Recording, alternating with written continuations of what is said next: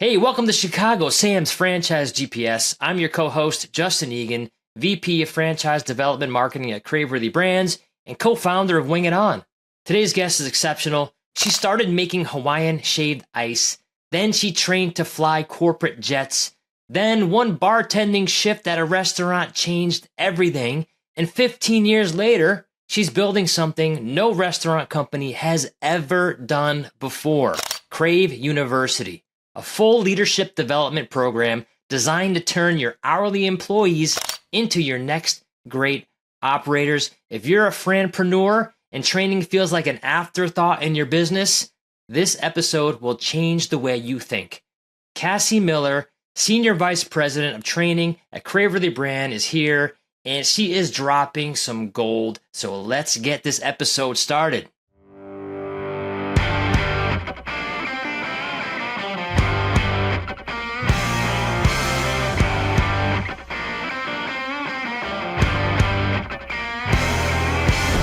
You are a guest today on the show called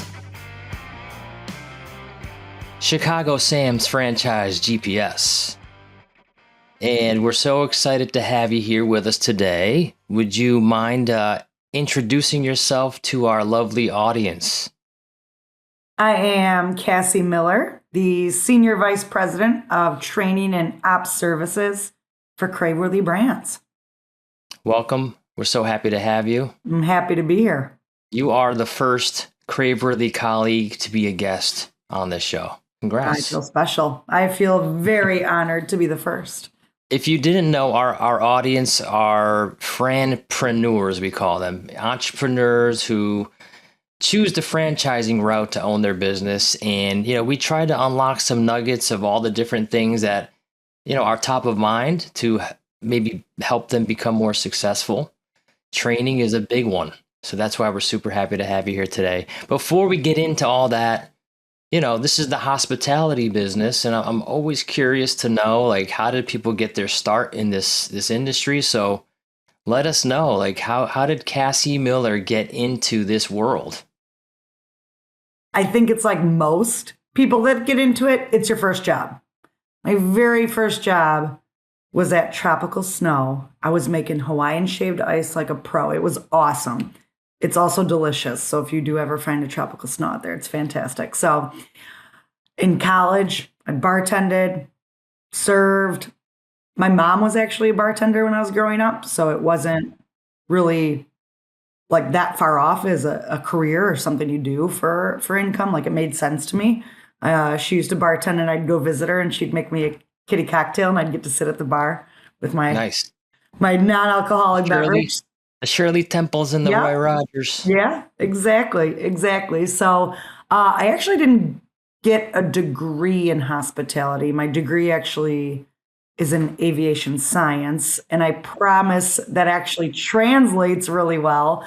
But I flew in college for a little bit, possibly wanted to become a pilot, really loved the private side of things, corporate aviation, unscheduled is what we like to call it in our world. What does that mean? What does that mean? You're not going commercial or whatever you want. Yeah, you don't have to necessarily schedule with air traffic control. You do have to schedule a flight plan when you are ready to fly. You want those people looking out for you when they're out there, knowing that you're in the air. But it was those on-call type, when that executive or CEO wanted the aircraft ready for wherever they were going, we'd have everything ready to go, fueled, doing our checks, making sure we're ready to rock and roll, filing those flight plans. But when I worked here, I actually worked in the industry for a little bit.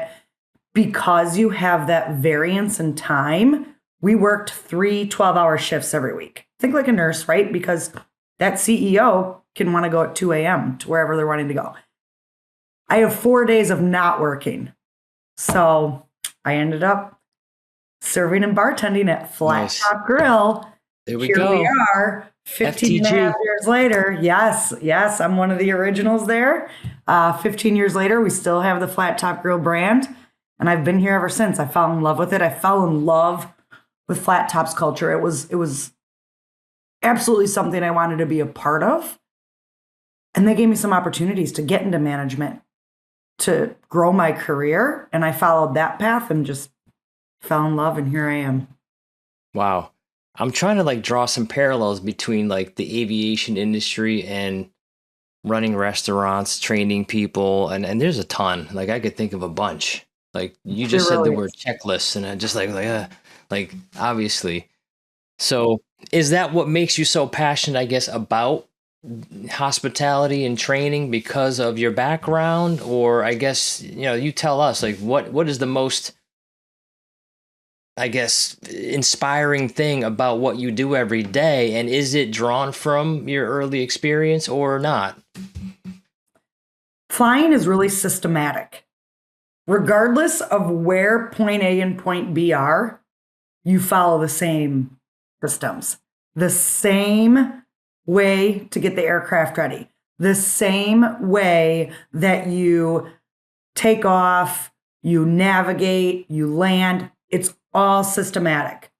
The variables come in, and when a variable comes in, let's say we've all been on an aircraft where maybe we have to land at a different airport because there's an issue at a certain airport, or maybe you hit some uncomfortable turbulence. That's also systematic. Those pilots are trained when those type of things happen to go through this almost mental checklist. It's written down somewhere, but they go through this mental checklist to say, okay, I'm hitting some really bad pockets of air. I need to increase my speed, decrease my speed, increase my my altitude, whatever the case may be, but it's still systematic. It's not like they're just winging it. Same thing happens in restaurants, right? The systems are all the same regardless of what's happening. The variables that come in, the guest, the facilities issues, whatever the case may be, we should always have a systematic way to deal with it. It shouldn't just be shoot from the hip.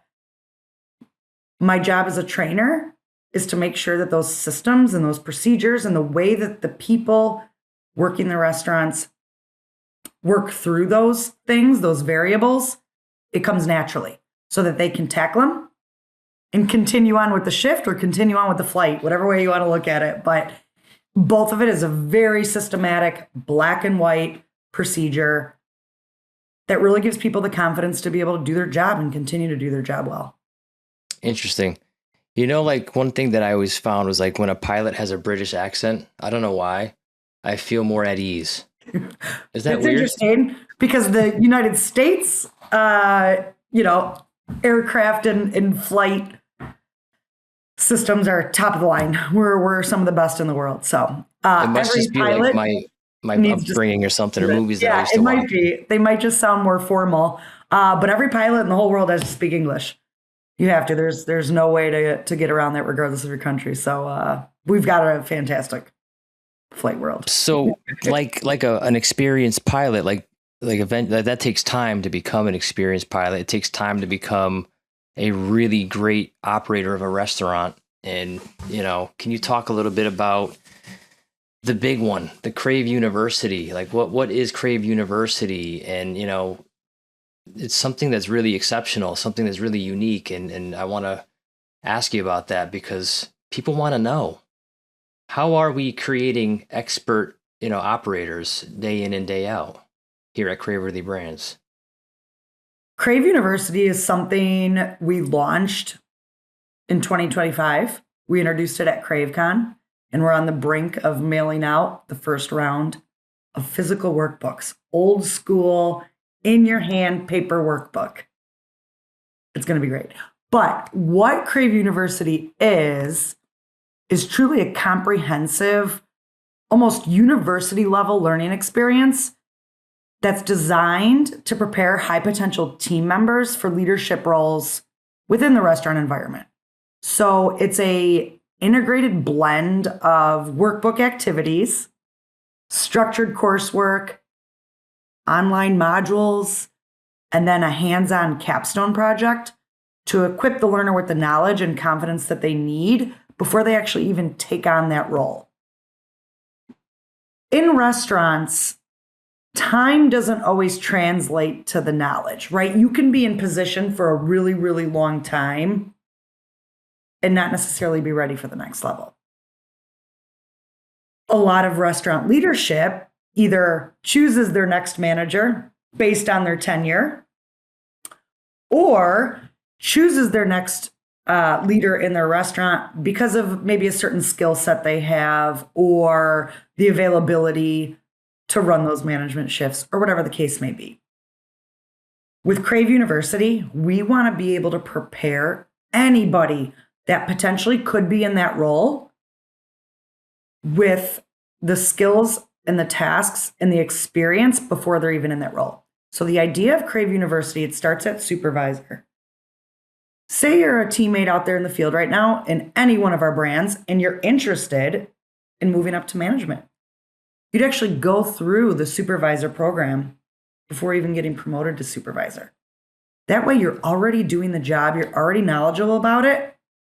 That way the promotion just comes. And then it goes to the next step, right? Now you're a supervisor and you start taking assistant manager program in Crave University.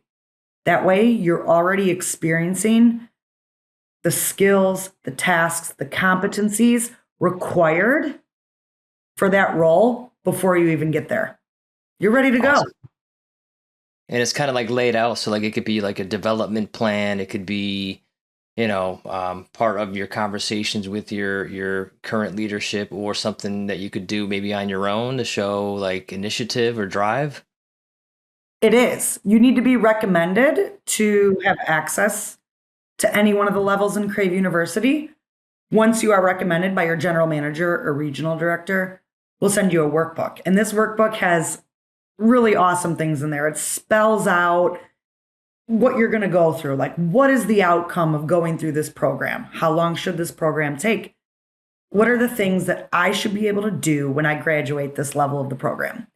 Within that workbook, there's QR codes that'll take you to actual learning modules within Opus Training, our learning management system, so that it's a mixture of I'm sitting at home, I want to read a little bit, become a little bit more aware of the topic. One of the topics we have is communication. This talks about soft skills, nonverbal communication, coaching and feedback. So you're not just reading about it, you actually have to go complete an online module that we've created and show that you know what you're talking about, you're choosing the right answers, you're watching short videos, you're learning about all those things so that when you are promoted in that role, you've already experienced it. You're not getting promoted and then figuring out how the job is, then figuring out what the competencies are of that role. So I love the fact that there's technology, partners helping facilitate this, and not just, any technology. Like Opus is a big partner and very valuable insight in helping launch something like that. I could see that being great. Can you tell me how like a franchise partner might also, benefit from Crave University? Like they are just signing up for a brand. They don't necessarily know the culture yet. Maybe they don't have food experience, which is okay at Craveworthy Brands. You don't have to be super experienced coming in.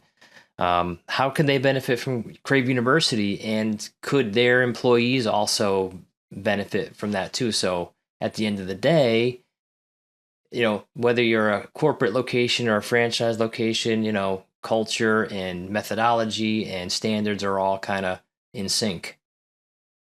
Crave University is used across all of our brands, both corporate, franchise, any type of way that you're involved in our brands. And Crave University builds upon the brand's training. So let's say you have a friendpreneur. I love that buzzword. Thank you to Chicago Sam for that. He coined it. Yeah, I believe it came from him. I believe it. They'll go through the brand's training. That's kind of like boot camp. How do you cook the chicken? How do you prep the vegetable item to build a great bowl? All those things, they'll learn what the brand standards are. They'll identify who their managers are, who their leadership team is. Those people, regardless if they are a corporate location or a franchise location, will go through a certified training program. That's brand standard, right? Big Chicken's got its own specific certified training program that leadership has to go through. right? Taim will require you to go through specific brand training, but from a management perspective. Crave University comes in above and beyond, and after that happens. The brand training and the brand management certified training sets the foundation. It's the bare minimum you need to be able to know and be able to demonstrate to run our business. At the bare minimum, but successfully, right? We're not looking for you just to open the doors and say, I hope this works out, right? We want you to be able to run your restaurant. Run your restaurant, you're ready to rock and roll. Then we layer in Crave University to those teammates hourly teammates that are looking to get into management, or maybe current management that's looking to grow, become a general manager, a multi-unit manager, because Crave University provides programs for all above store level, as well as leadership within the four walls of the restaurant. We layer that in above and beyond those brand standards, because now you're running your restaurant successfully, and Crave University allows you to step it up a notch.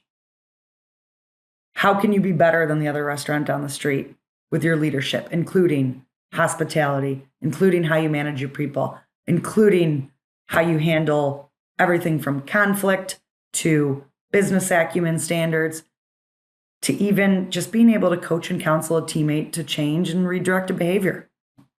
This is amazing. This is really good, because if I'm a business owner, franpreneur, new franchisee, if I've done this for the first time, I might have a little apprehension about, how am I going to pull this off? What kind of support do I get? And, every business owner has that drive, right? That desire to be the best, that desire to win. And it's amazing to know that, these tools are available, because that's almost the key to it, unlocking the knowledge.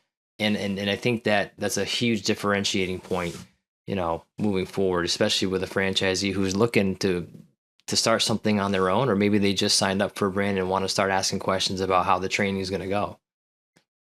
Crave University is structured to hospitality as well. We do not have the luxury of learning and taking these things at a desk. The restaurant industry is fast-paced. It's not really like any other industry out there. So Crave University is really written for the people that are running shifts, and we know those shifts can go awry very quickly. The examples and the videos and the capstones that we use in Crave University are hospitality related. It puts them in a real world example, but a real restaurant world example, because it's got to translate.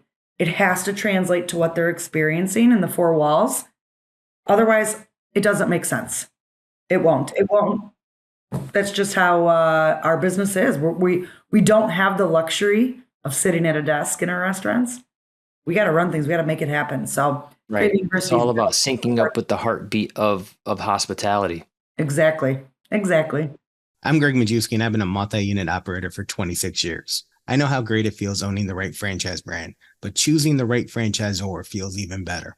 At Craveworthy Brands, our hospitality-driven culture sets us apart because we're invested in your success at every single stage of your journey. We're operators alongside you, paving the way forward to give you a head start on greatness. Start your franchise journey at craveworthybrands.com. The portfolio, there's 20 brands, maybe more coming in the Craveworthy Brands, portfolio. How does either Crave University or the boot camps or just the training, approach, how does every brand's DNA or soul, if you will, stay at the center of it? Because if you think about it, I just franchised this one brand for right now. I want to master, this brand first before I maybe open another location of a different brand. So how does that work? How are we doing that? How are we making sure that we're preserving the spirit of these brands? I love this question, Justin. I actually get asked this a lot when they learn about, when just out in industry events, right? They learn you're with Craveworthy. They're like, how do you do it? So many brands. When we build training systems for these brands, if we acquire, we merge, we manage, whatever capacity that Craveworthy's involved in the brand. You can keep the soul of the brand alive. They've got a culture that already exists. And in fact, there's even a subculture inside every single individual restaurant.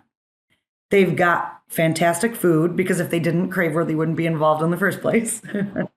And then their people are always fantastic, right? We've gotten some truly awesome rock stars throughout this time with Craveworthy building and acquiring these brands. What doesn't change, regardless, is the way that adults learn. So I've really dug in to adult learning principles, much different than school-based child learning. There's a whole science behind it. We have something what we call Bloom's taxonomy. It's different levels that you can show someone is retaining the information or the knowledge. It's honestly fascinating. When we're building out or improving existing training, because we've maybe acquired them, so they've had something already, we're looking at it from an adult principle learning standpoint. We're not looking at it to fit in a box or fit a structure. I'm thinking about the end user, that cashier, that line cook, that assistant manager. They're going to take the training and they're going to bring in their own life perspectives. They want to know the why behind the what. They want to know how it's going to benefit them. They want to know how this will help them grow. All of these things that really fall on the adult learning side of things, you tie the brand into that. So if I need to tell you about this awesome falafel bowl we have at Taim, I can tell you all about that, knowing you're looking for the why, what's in it for you. You're taking in your own life experiences to interpret what I'm telling you, but I keep the soul and the brand and the food exactly the same. Interesting. And if somebody just signed up, like how much of the boot camp experience is, drilling into, the culture and, the way in which like a Wing It On becomes a Wing It On from day one, or a Taim becomes a Taim? The culture is introduced day one to any new hire, regardless if it's management, franchise ownership, hourly, whatever the case may be. And then that culture is peppered in every single day. The culture lives every day. It's not just a task or a checklist that you mark off and go, I reviewed it, I'm good. No, you have to live that culture every day. And a lot of our training systems tie the culture into it. They tie those buzzwords. Gregory's Coffee, fantastic kickoff to their values. Start with coffee, stop at nothing. Do you know how many times I use that in training material? Like, that's so awesome. Start with coffee, stop at nothing. Like, that's about winning, and that's about just being relentless in what you're doing all day, but starting with that cup of coffee, which I do every morning. But I take that and I filter that in, regardless if you're like in your third week of barista training or you're learning how to be a team leader, you're going to be brought to make sure you're starting with coffee, but don't stop at anything today, right? It's really baked back into the training, but set in a way that goes back to adult learning principles. It really does. And I'm looking for, when I'm creating this kind of stuff, I'm looking for how you're retaining the information. Can you memorize it? Maybe, but I'm not really looking for memorization. I'm looking for the next couple steps up. Can you repeat it back to me? Can you demonstrate what I've just reviewed with you? Can you provide feedback on what I've just reviewed with you to improve the system? These are all levels of adult learning that we're trying to get our teams to know so that they can execute, and they can execute well.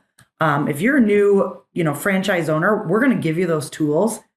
If you know nothing, I'm making the assumption that your life experiences are different no matter what.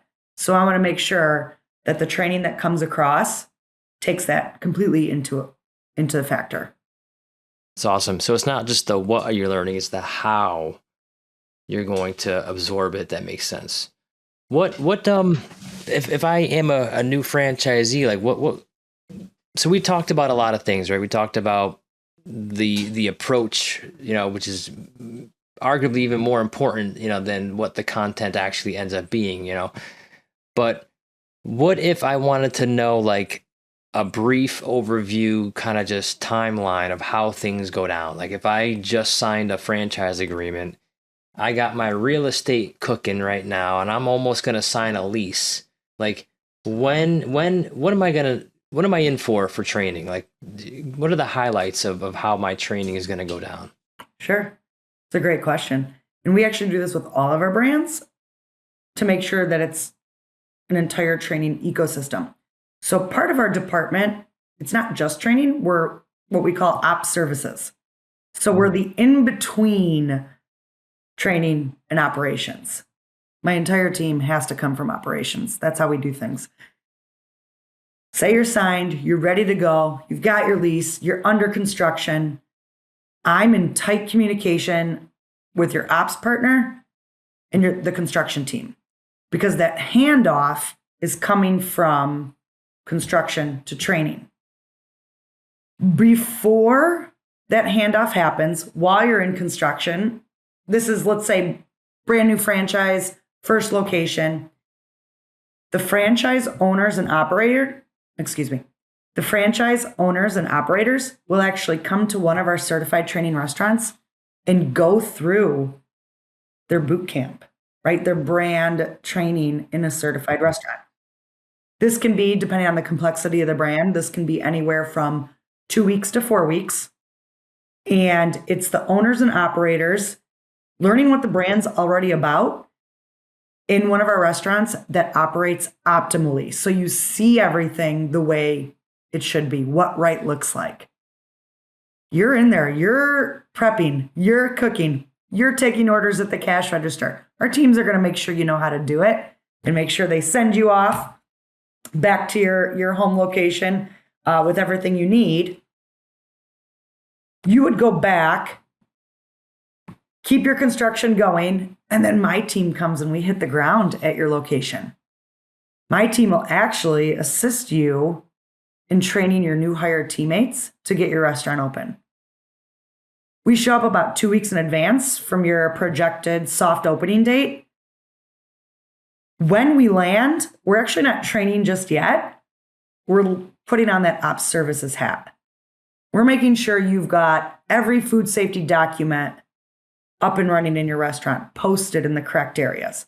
We're making sure all of your store forms, job aids, build charts, recipes, anything that's something that needs to be posted in store is there, that you've got it. We're also looking at your product and your smallwares. So before a new hire teammate even walks in the door, we're double checking that you've received all the correct product. We're double checking that you've received all the correct smallwares. Your equipment's correct. It's working. It's in place. We're really there in the beginning to assist you to get you over that finish line. We know the brand. We want to help you. You don't have to do this alone. And then when we're in a really good place, those new hires come in and we kick it off. We introduce the culture to those new hires. We've got you guys who have already gone through that boot camp in a certified training restaurant. You're already familiar with the brand. You're there supporting, but we're running the show. We're making sure those teammates know everything they need to know to do their jobs so that when we get to opening day, you're ready. You're ready to roll. Everybody knows what they need to know.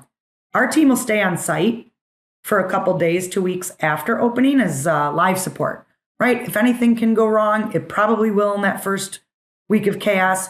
So we're there to make sure we can help you with it.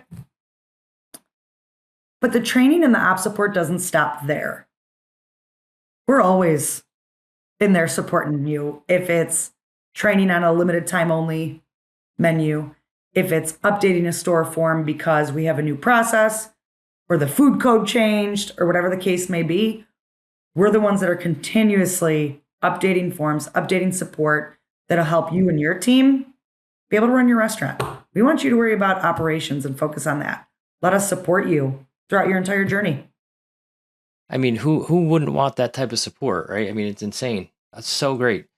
What have you ever come across people that like kind of reject training or think I don't need that, and and how do you like kind of convince them otherwise, or like, because I could see that happening a lot. People are busy. They're like, oh, training, do I really need that?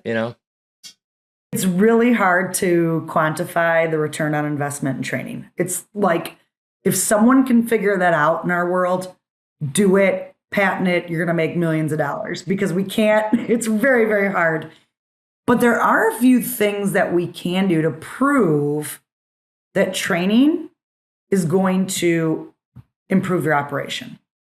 Number one is you can take a look at our certified training restaurants. Let's make the assumption that these certified training restaurants do everything correct, right? They pass their brand standard audit. They have all the correct recipes. They've got trainers in store. They've got their managers are fully trained, gone through Crave University. Look at those sales. Look at that location's cost of goods. Look at that location's labor percentage. That's the gold star. So if you're a franchisee, franchise owner, and you've got locations and you're not hitting those metrics, there's a pretty good reason for that. And it's because of the knowledge and the training that certified training store has held in importance. And it truly shows how good you could be. How could you drive top line sales? That's truly a North Star.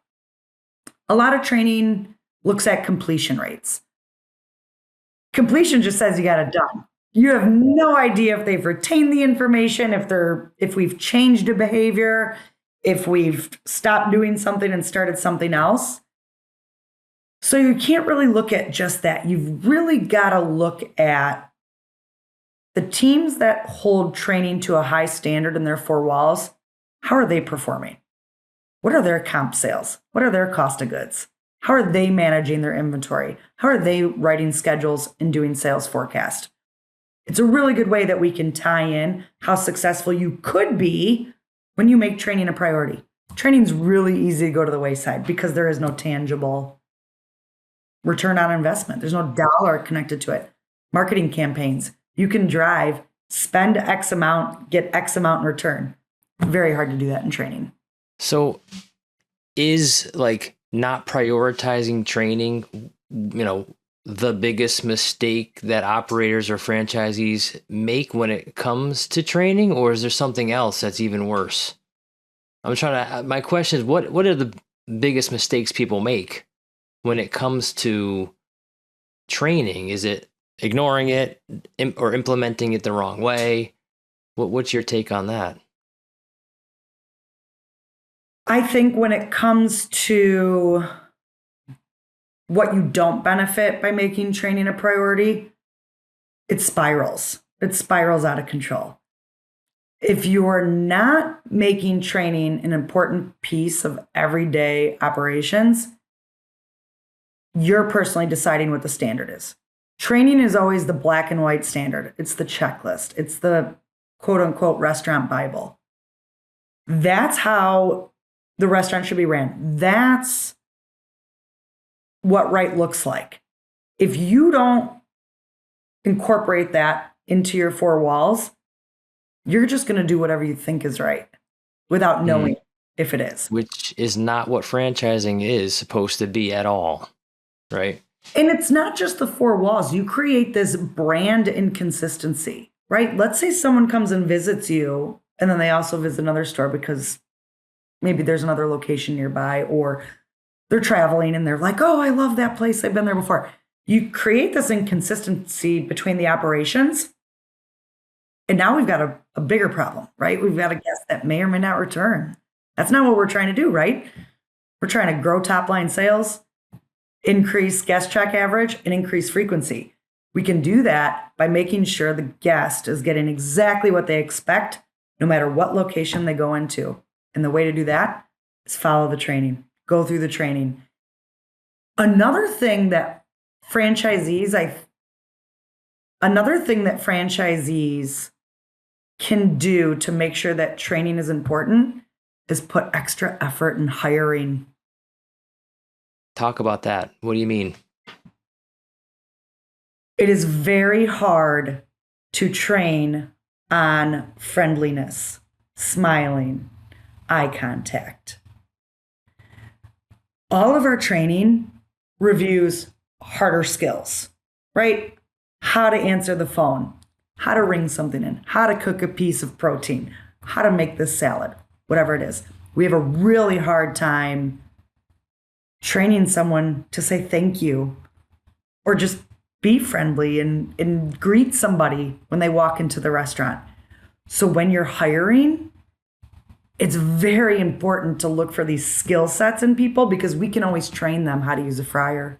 We can always train them how to use the POS system. No problem. But what we can't train them is to say hello to the guest, to smile. So I do think a big piece of making sure training is successful is putting a lot of effort and time into hiring. Jim Sullivan, awesome quotes, really great multi-unit management program. He always says, hiring is the most important decision you make. And it's so true. It's so true. It's about the people. It's people first. Well, it's good to know that, new folks coming into a system can, rely on the skills and expertise and guidance of amazing people like you, Cassie. So I think that when it comes to, feeling like you're getting swarmed with hospitality from your franchisor, I think that you and your team are definitely raising the bar, and that's exceptional work. And I commend you for everything you guys do because it's really hard to do. And I know as a co-founder of one of the brands in the portfolio, it means a lot to me to know that, our legacy, our brand, our culture can thrive because of the way you guys approach the training, and it means a lot. So thank you. Absolutely. That's very nice of you to say. It doesn't end there too. So today I've got my team on a regional training forum virtually through an organization I partner with, Council of Hospitality and Restaurant Trainers. And it's about onboarding and orientation. Where I'm going with this is one of the focuses for my department and the awesome people on my team are continual improvement themselves. Training content and programs that we created 2, 3, 4 years ago, we didn't know what we were doing then. We're getting even better. We knew what we were doing. We have to improve those systems, right? Like the restaurant changes, the process changes, the thoughts change, the employee pool changes. We've got to continue to be better. To use this as a specific example, my team, when they come back from that virtual regional training forum today, they're going to come back with some ideas how we can improve each one of our brands' welcome modules, orientation, facilitator guide. How do we welcome the new hire? I expect them to come back with some new ideas, fresh thinking. So when we go to a legacy brand that we've had for a couple of years in Craveworthy, we can go shake it up, do a little bit of improvement on the stuff that's out there. I'd love to hear that. That's great. Mm-hmm. Continual improvement is huge. And I know that, if you have that mindset of just like continued learning, open mindset, I always find that you can go farther in life if you just have a positive mindset about things. So that's great that you're incorporating it even into your team. How is AI impacting the training world? Because I know that's a big topic and everybody's talking about it, and there's so many tools and existing tools layering it in, and who even knows where it's going to end up. But my question that was going to close this out was like the future of hospitality, the future of training in the hospitality world. And I'm going to guess AI might have something to do with it, but prove me wrong. I love to be proved wrong.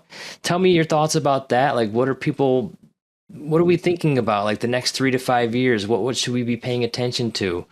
From, I guess from the Craveworthy Brands out perspective, and then from operators and franchisees of our brands or other brands, like what's on the horizon? Justin, I'm not going to be able to prove you wrong because AI is a huge piece of where learning and development in all industries is leaning into. We're really lucky to partner with Opus Training. We've been with them since 2023. They've done a lot of work to incorporate AI into our learning management system. So our department has been able to get our hands on some stuff early, but it helps us create. So currently, what AI has done for us is content creation moves incredibly fast. We can go into the learning management system now. We can tell them what type of course we want to create, upload some PDFs, maybe some brand job aids or recipes or whatever the case may be. Tell it to create us a course, ask it to put questions in there to validate knowledge, and it will come up and generate a really good framework for us to start with. AI, just like anything else, gets you 80% of the way there. We do need to take the time to go through, make edits, that kind of stuff. But we just saved a ton of time on the back end. Yes. And what's mind blowing is like you had gone through the years of experience of doing it the old school way, if you will, of like the elbow grease of actually putting pen to paper and write these things. So I think nobody really appreciates AI more than folks like us, even me, like in marketing. Like I've been around a long time, and I remember writing copy, writing websites, writing manuals and brochures, and accelerated with AI. It's just a lot easier, a lot faster. You get things done. You can appreciate it more. Absolutely. I've also had to create images for training, and the image I get, and sometimes for marketing, is so beautiful. It's great, except the person has 8 fingers. But yes, but it's not actually what it needs to look like from the hourly perspective and what they're producing. I'm able to take those photos, so we're not doing double the work, and make edits through the AI image generator. We opened a location in Hamilton, Ontario, and they had shredded pickles on their loaded fries. I don't even know where to get shredded pickles to at least like do an example image, but I explained it in the AI generator, and now I have a beautiful picture of our loaded fries with mozzarella cheese and shredded pickles. It's exceptional. It's mind-blowing. Didn't have to leave my laptop. Don't need a photo shoot. No. Don't need copywriters. Yeah. You just need an AI engine that you could work with. Truly do. Yeah. I also think in our world, in the learning and development industry, where it's going to go, and I'm working towards making sure my team is aware of where I think this is going to go, we're going to get to a point that labor costs, I can only speak for the United States because that's the only experience I have, are going to get so incredibly high that we're going to look for ways to shorten the training and learning curve. We do it now, but I think we do it now in desperation, not so much trying to cut costs and make sure our labor's in line. Training for a back of house teammate, let's say it's about 4 days. 5 days they have to skill out, and then they're on their own. We don't really have 5 days worth of labor that maybe some franchisees or even general managers aren't willing to or want to spend. What AI is going to do is not only immensely shorten the learning curve, but it's going to evolve into something that's going to be the most intense just-in-time training. Meaning, I'm a back-of-house line cook. I got a day and a half of training. Now I'm on the floor on my own, and I never saw how to cook this appetizer. There's going to be some sort of way that that person can say, hey, how do I cook this? Into some sort of device, maybe their phone, maybe whatever it may be, and it's going to give them all the information and show them how to do it right there. Like this person could be standing at the flat top grill and something will show them how it's done, how long it's cooked for, how it's built, and then they move on with their day. It's kind of like Alexa, the Echo devices, you know, the Alexa upgrade. You could ask questions, more interactive. You could break things down. You could leave things on the screen longer if you want, if you're cooking in your kitchen and the device is with you. Can you imagine someday of like projecting hologram on the flat top and it's like showing you like 3D images of what you need to do and you just put your hands where it needs to be? That'd be sick. It'd be Star Wars type stuff. Absolutely. I did a case study on a company that was trying to do virtual reality because they didn't want you on the fryers because there's a little bit of a safety risk there, right? You're dealing with hot oil. And you literally had to put on your VR glasses and you had to do everything. You're not touching a single item, and you had to do it all. Not necessarily AI, but unbelievable where it could go. Yep. VR, augmented reality. I could see that being really, really prevalent in the next few years. That's awesome. Absolutely. Absolutely. Well, Cassie, what else is on your mind? Do you have any other nuggets, any thoughts, any closing thoughts? When I think about the people that are going to be listening to this podcast, right? Our franpreneurs, people that maybe already have existing franchise locations, whatever industry that's in, or maybe it's their first time doing it. Of course, I'm going to say make training important. I think it's the most important thing in the restaurant. A little biased. But I would encourage you to make training a priority and to work your way into being one of those certified training restaurants. Hear me out. If you, as a training location, as a franchise, anytime you get a new manager, they have to go to certified training. Do you want to spend the money as a franchise owner to send them somewhere? It's usually a flight cost. There's usually hotel costs, per diems, the time out of the restaurant that you need to cover the shifts. If you can make it a priority to become a certified training restaurant, which means you're executing optimally, you're passing your brand audits, you're making food correctly, your online ratings are where they should be. How awesome not only would you be able to train your own people in an optimal environment, but even have people come to you in the market. Say you want to expand, open more locations, you've already got a built-in training center. Of course, we're still going to support you, but you've got it built in. You can, by doing all the things that training is supporting you by doing, you're going to be able to maximize your business and maximize your growth and reduce costs. And I think these are costs a lot of entrepreneurs don't think about, because it's standard to go to certified training. But what if you were the certified trainer? You can eliminate all of that stuff. Cassie, you just dropped some serious knowledge on training. I hope that this audience absorbs it. I know they will. Moving forward, if anybody wanted to reach out to you, how could they find you? How could they get in touch with you? Absolutely. I'm on LinkedIn, of course. But I have one of the inaugural Craveworthy emails, like a lot of us, Cassie at craveworthybrands.com, spelled Cassie. That actually gets spelled wrong quite often. I now tell Starbucks my name is Miller because what they write on the cup is just anyone's guess. But yeah, shoot me an email, Cassie at craveworthybrands.com. I'd be happy to have the discussion. I'd be happy to let you pick my brain on what you're thinking, right? Because sometimes if you're that new owner or new franchisee, or maybe you're a current franchisee and things aren't happening the way that I just explained and you want to talk about it, I'm here. I love talking about this stuff. That, and I'd love to talk to you about aircraft and flying too. So if you want to shoot there's always that. Yeah, that's in your DNA. I got it. I get it. So many parallels. Gosh. Yes, absolutely. All right, Cassie, thank you so much. And thank you to the audience for listening to this amazing episode with Cassie, SVP of Training and Service Ops at Craveworthy Brands. Catch us next time on Chicago Sam's Franchise GPS. Bye now.